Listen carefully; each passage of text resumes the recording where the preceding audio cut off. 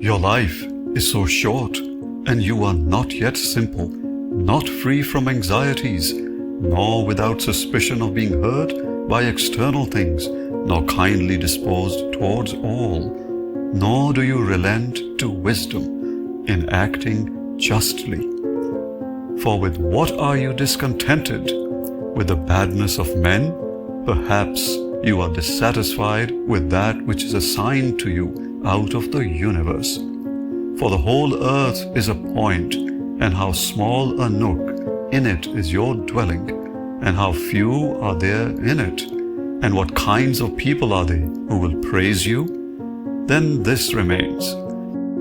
Remember to retire into this territory of your own, and above all, do not distract or strain yourself, but be free. Look into things as a man, as a human being, as a citizen, as a mortal.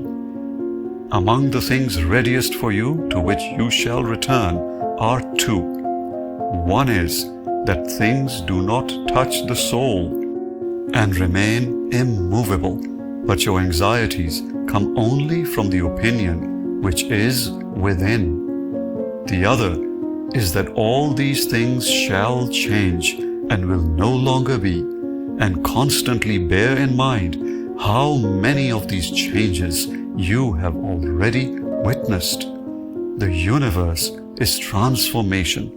Life is opinion. Take away your opinion, and then there's taken away the complaint, I have been harmed. Take away the complaint, I have been harmed, and the harm is taken away.